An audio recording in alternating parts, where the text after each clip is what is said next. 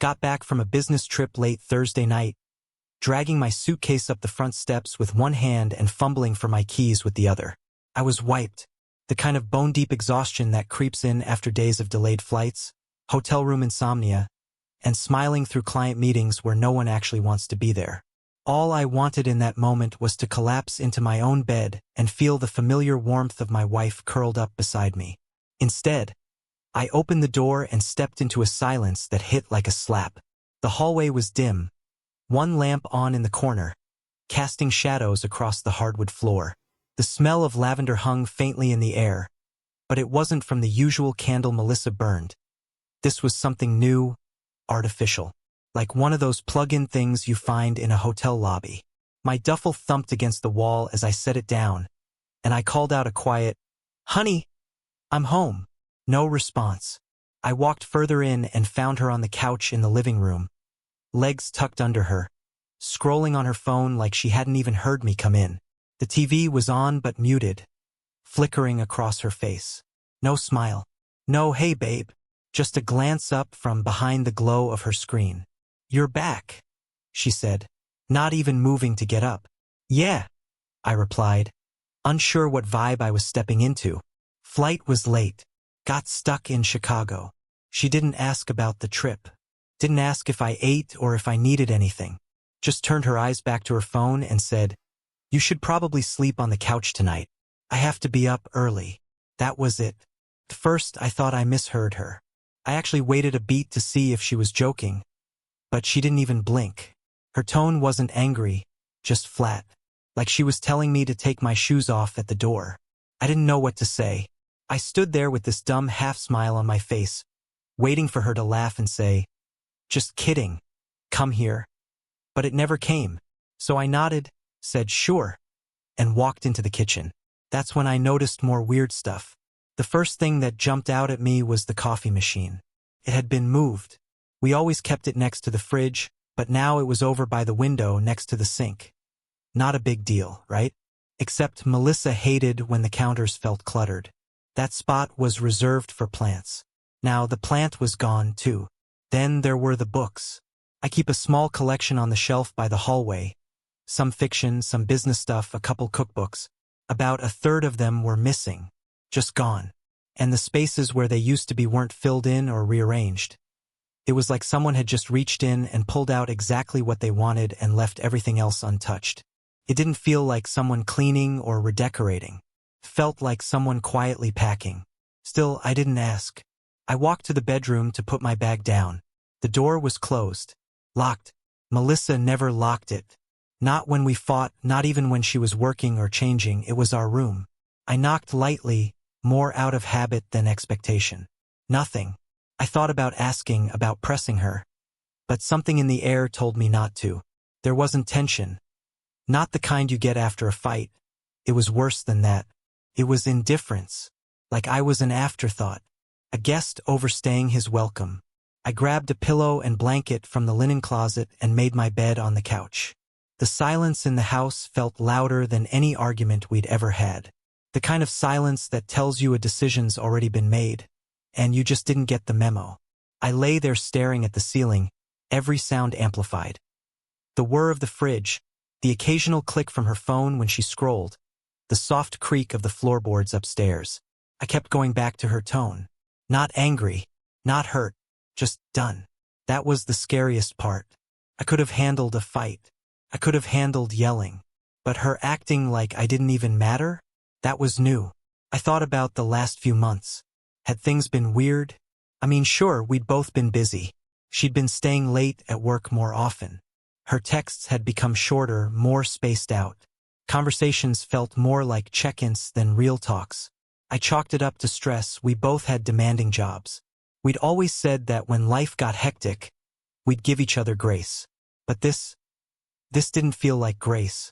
Around 2 in the morning, I got up and walked through the house in the dark. Not snooping, just observing, taking it all in. There were more changes. The big family photo that used to hang in the stairwell had been replaced with some minimalist print. Half the mugs in the cupboard were missing. Her old yoga mat was gone from the coat closet. Even the fridge, it had fewer of her things in it. No almond milk. No leftovers from her meal prep. Like she'd slowly started erasing herself from the space without telling me. But again, I said nothing. I returned to the couch and sat there in silence. Not out of fear, but strategy. I needed to see what I was really dealing with before I reacted. People say actions speak louder than words, and that night, Melissa said a lot without speaking at all. She didn't come downstairs again. Never asked if I needed anything. Never even peeked in to say goodnight. I lay there until the sun started to creep in through the blinds, realizing I had two options. Confront her and risk getting half-truths or worse. A practiced lie, or wait. Watch. Learn. I chose the second, and I'm glad I did, because what I found next changed everything. The next morning, I waited until Melissa left for work before I moved. She was up early, showered, dressed, and out the door by 7:15. No words, no eye contact, just the sound of her heels tapping across the hardwood, the door opening and closing, and then silence again. That silence gave me room to think. And the more I thought, the more certain I became. Something was happening behind my back, and it had been for a while. The changes around the house, the way she locked the bedroom door, the coldness in her voice, it wasn't impulsive. This was calculated, planned. And if she was planning something, I needed to start planning too. I started with her office. I knew her password. It hadn't changed in years. But when I opened her laptop and tried it, I got an error. I tried again. Same result. Locked out. She had changed it. That might seem small, maybe even normal to some couples. But Melissa and I had always shared everything. We never kept digital secrets. Her changing the password without mentioning it, that was deliberate. I moved on to the mail. We always stacked it on the kitchen counter, the spot next to the fruit bowl. Only now that stack was gone. All that was left was one generic credit card ad and a flyer from a pizza place. I opened the drawer where we kept important letters. Nothing. Completely cleared out. No bills, no bank statements, not even the junk she usually forgot to toss. I went to the office next. That's where we kept the filing cabinet with all our financials. Taxes, insurance, mortgage info. She hadn't touched it in months, or so I thought. When I opened the top drawer, I found it mostly empty. The folders were still there, but most of the documents were gone, either removed or shredded. A few scraps of paper clung to the bottom of the drawer, like leftovers from a rushed cleanup job. That's when I noticed the trash can beside the.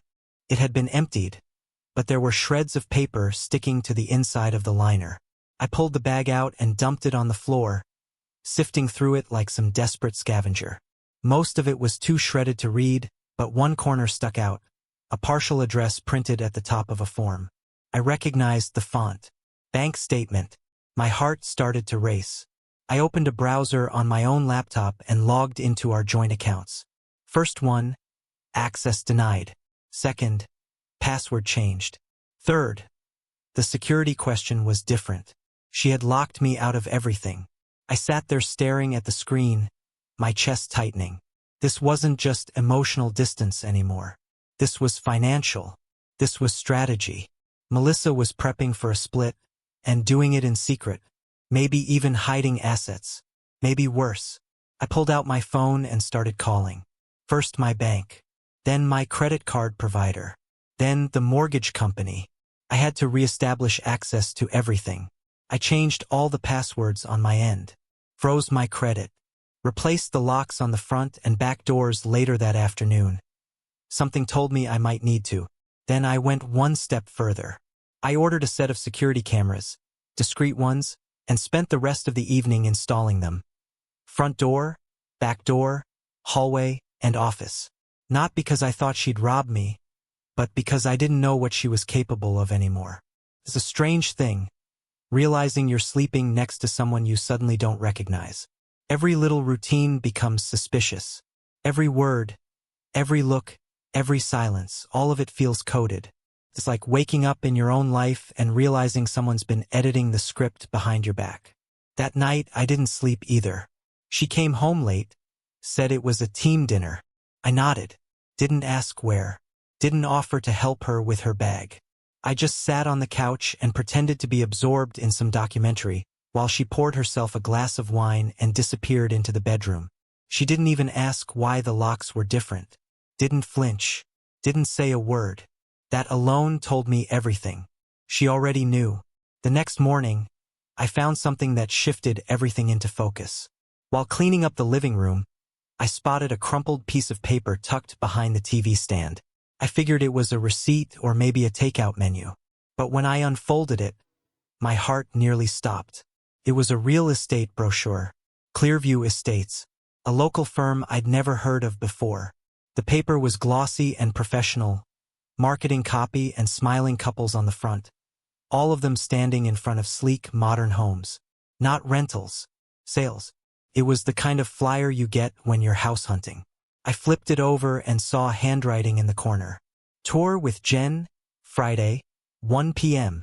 Jen, her coworker, the one she always claimed she hated. Suddenly they were touring homes together?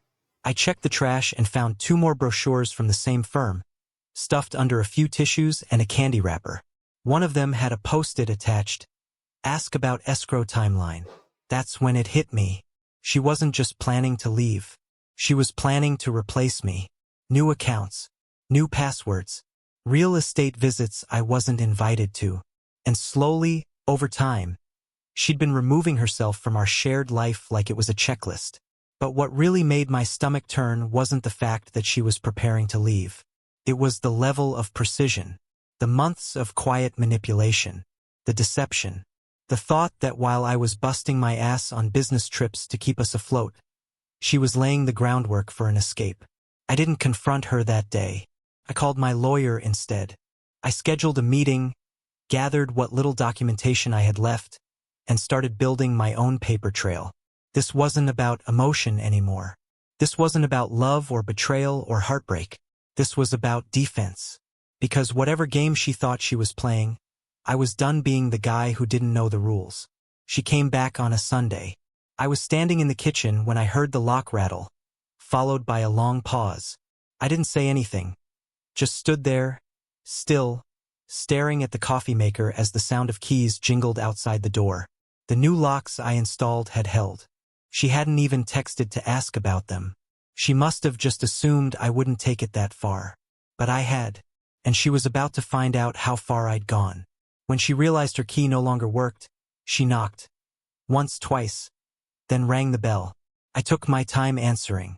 Let her stew on the other side of the door for a bit. When I finally opened it, Melissa was standing there in a fitted blazer, phone in hand, trying to act casual. Her smile was stiff. You changed the locks? I didn't answer right away. I just looked at her. Really looked at her. Her expression didn't show surprise. Just mild annoyance. Like she'd forgotten an appointment and was now inconvenienced by it. No panic. No guilt. You've been locking me out, I said calmly. Figured I'd return the favor. She rolled her eyes. Seriously? Is this necessary? Instead of replying, I held the door open a few inches wider. She stepped inside like she still owned the place, brushing past me, her heels clicking across the floor. I watched her scan the house. She noticed things immediately. The cameras, the missing items from the living room, the lack of mail on the counter. I'd wiped the surface of our shared life clean. I followed her as she walked into the kitchen and set her purse down. So what is this? She asked, tone clipped. Some passive-aggressive game? You freeze me out, change the locks, and expect me to guess what the hell you're doing. I'm not playing games, Melissa, I said, reaching into the drawer and pulling out a thin manila folder. I set it down in front of her. I'm just done pretending I don't see what's happening. She stared at the folder like it was a snake. What is this? Proof, I said.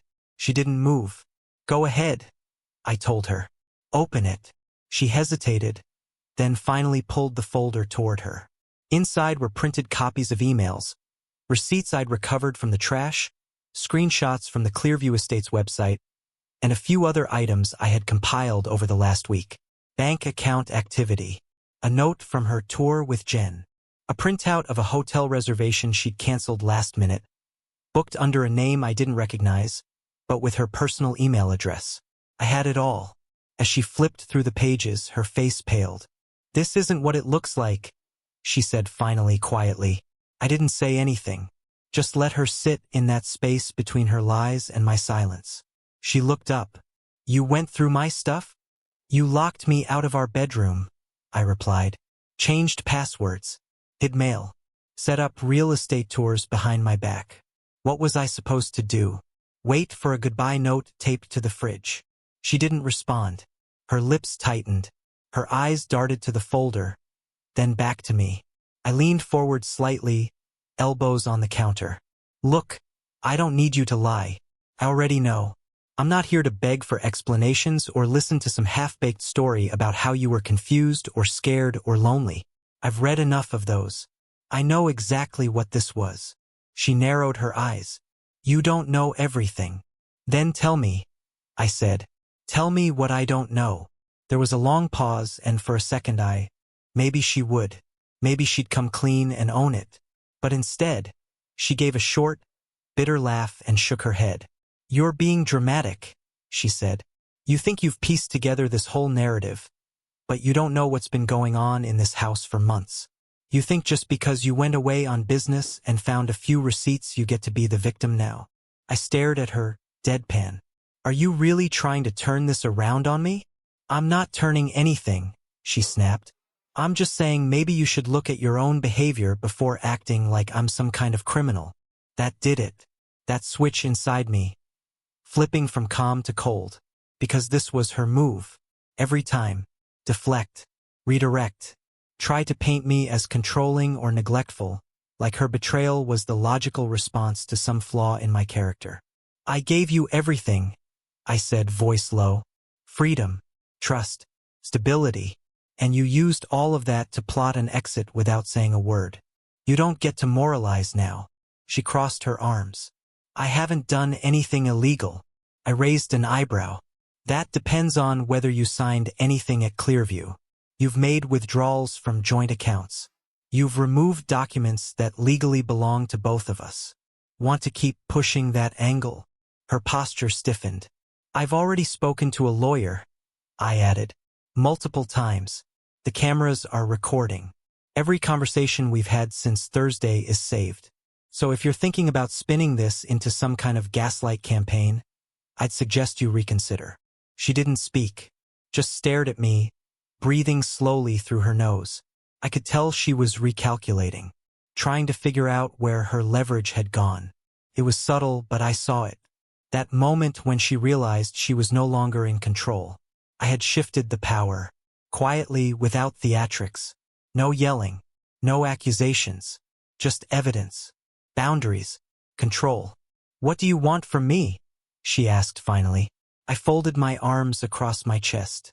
At this point, honesty, clean break, a legal one, no more secrets, no more backdoor property tours or accidental account changes. "And if I say no?" "You won't," I said, my voice like ice, "because you've already lost the element of surprise. And if you try to make this messy, I'll make it messier, but smarter, and fully within the law." Another beat passed. Then she nodded barely. Not agreement, just acknowledgement, that she heard me, that she understood. I walked around the counter, opened the front door, and gestured toward it. "You're not staying here tonight." Her face flickered with something, shock, maybe, or pride finally cracking. She grabbed her purse slowly, slid the folder into it, and walked past me without another word. I closed the door behind her and locked it. Then I stood there in the quiet, heart pounding, body still. Not because I was afraid, but because for the first time in this entire ordeal I had control. And I wasn't giving it back.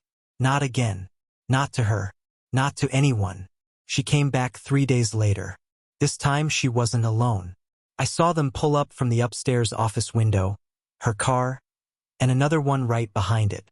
Black BMW, tinted windows, spotless. I didn't recognize it, but I recognized the energy the moment the guy stepped out. He moved like he was used to getting away with things.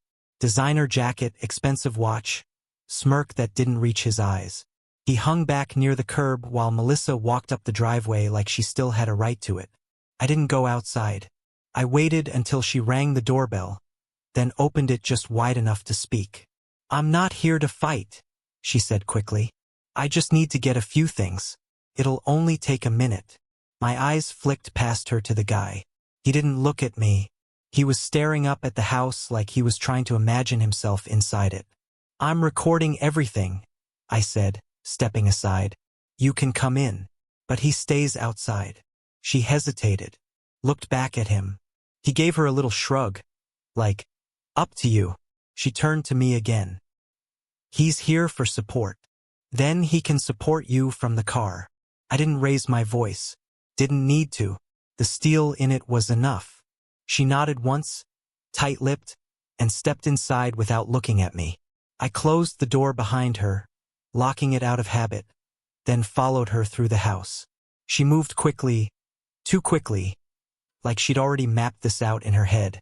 Straight to the bedroom closet, then to the bathroom drawer. She gathered a few clothes, makeup bags, 2 pairs of shoes. Stuff she probably missed on her first exit. I stood in the doorway watching every move. "You're not going to let this go, are you?" she said suddenly, not looking at me. "No," I said. "Not until I understand what you were trying to do. Not until I know what else you haven't told me." She turned, her jaw clenched. "You really think I was stealing the house out from under you?" "You tell me," I said. "You toured properties behind my back, changed financial access, locked me out of my own bedroom, and started shifting things out of here piece by piece. What else was I supposed to think?" She didn't answer, just looked down and zipped the duffel bag shut. That silence gave me all the confirmation I needed. Then she said it soft but sharp enough to cut. "His name is Todd. The guy outside." I didn't flinch. She kept going. "He's been helping me. I didn't want to bring him into this, but things moved fast. Faster than I expected." "And what is he?" I asked. "Your new boyfriend? Your lawyer? Your real estate partner?" Her eyes flicked up. "He's all of it, I guess. We're figuring it out." I took a step forward, folding my arms. "Did he help you figure out how to move assets around without me noticing? Or how to stage an exit plan without leaving a trail?" She tensed. "It wasn't like that, wasn't it?" I nodded toward the door. "I looked into him. That part was true." After she left with the folder, I ran his plates. Caught a glimpse when I saw him idling across the street a couple days ago. Name came up quick. Todd Myers. Couple news articles. Suspicion of fraud. Real estate license revoked in 2 states. A few shell companies tied to Clearview Estates. When I said nothing else, just let that land in the silence, I saw it hit her. Her shoulders stiffened, her mouth pressed tight. She knew. She knew I wasn't bluffing. "You picked a guy with a history of fraud to help you figure it out? That's the part that really insults me." "I didn't know," she said too fast. "But you didn't ask either, did you?" She stood there frozen for a moment. Then she pulled the bag onto her shoulder and pushed past me. I followed her downstairs and unlocked the front door. Todd was leaning against his car, checking his phone. He looked up when the door opened but didn't move. Melissa hesitated at the threshold. "You've made your point," she said. "I'm leaving." I nodded slowly. "One more thing before you go." I walked to the hall closet and pulled out a small black box. She froze when she saw it. It was the fireproof safe we used to keep our important documents in: birth certificates, the deed, financial records, backup drives, all of it. "You were hoping this was still here, weren't you?" I said, tapping the top. She didn't answer, but the way her eyes locked on it told me everything. "I moved everything weeks ago. Bank accounts are protected. Legal documents refiled. Backups stored offsite. You don't have access to anything anymore." "I never took anything." "But you planned to," I cut in. "Or he did." Melissa's eyes flashed, but before she could speak, I lifted the box and set it back in the closet. "I know what this was. You were going to leave and you were trying to take as much as you could with you: money, property, leverage. You just underestimated how fast I'd catch on." She turned to the door without another word, face like stone. As she stepped outside, Todd straightened up. For a second, I thought he was going to say something. Instead, he gave me this little nod like we were two guys playing poker and I had won the hand. I shut the door before he could open his mouth. Back inside, I walked to the window and watched them pull away. Her trunk was half open, stuffed with bags. He didn't wait for her to buckle up before speeding off. And that's when it hit me, how close I had come to losing everything. Not just the house, the money, the future I'd worked for, the foundation I thought we were building together. If I had come home just 1 week later, who knows what I would have walked into. She tried to disappear me, financially, emotionally, legally. But instead, I watched her drive away, and I had every angle covered. By the time the car turned the corner and vanished down the street, I felt something I hadn't felt in weeks. Clarity. It wasn't peace, not yet, but it was the beginning of it. The damage was already done, but at least now I was the one holding the match. She came back one last time. I heard her before I saw her, her car pulling into the driveway slow, like she didn't really want to be there but couldn't stay away either. I didn't move at first, just sat at the kitchen table, sipping coffee and staring at the morning light creeping across the floorboards. I already knew this was coming. The way she left last time, that wasn't final. That was panic. That was a plan falling apart in real time. When the doorbell rang, I didn't rush. I finished my coffee, stood up, and opened the door with the same calm I'd carried through every part of this storm. She stood there alone this time. No Todd. No fake calm. She looked smaller somehow. Hair pulled back. No makeup. Sweater hanging off one shoulder like she'd thrown it on without thinking. She didn't bring a bag. Just stood there holding her phone in both hands like it was the only thing tethering her to this moment. I wanted to talk, she said. I stepped back and let her in. She didn't go far. Just stood in the entryway for a second, like she wasn't sure if she was welcome. I didn't say anything, and eventually she walked into the living room and sat down on the couch. The same couch I'd been sleeping on when this all started. I sat in the chair across from her. I've been thinking, she said, staring at the floor, about everything, about how it all spiraled. I know I messed up. I know that doesn't even begin to cover it, but I wanted to say it, out loud. I didn't respond. I just watched her. She looked up, finally meeting my eyes. You were right. About all of it. Todd, he wasn't just a mistake. He was a shortcut. A way out that I thought would make things easier. I let him convince me that starting over meant starting without you. Still, I said nothing. She swallowed hard. It wasn't just him. It was me. I was selfish. I got scared. I felt stuck, and instead of talking to you, I started looking for an escape route. At first, I told myself I was just protecting myself. But it turned into this whole machine. I was making moves like we were at war, and you didn't even know we were fighting. That part? That stung. Because it was true. I'd spent so long trying to keep everything steady, never realizing she was already on the lifeboat with one hand on the rope. I came back because, she started, then trailed off. Not to ask for forgiveness. I don't even know if I deserve to be in this house again. I came back because I wanted to at least face it. Face you. No more lies. No more spin. Why now? I asked. Came out quiet. Tired. She looked down again.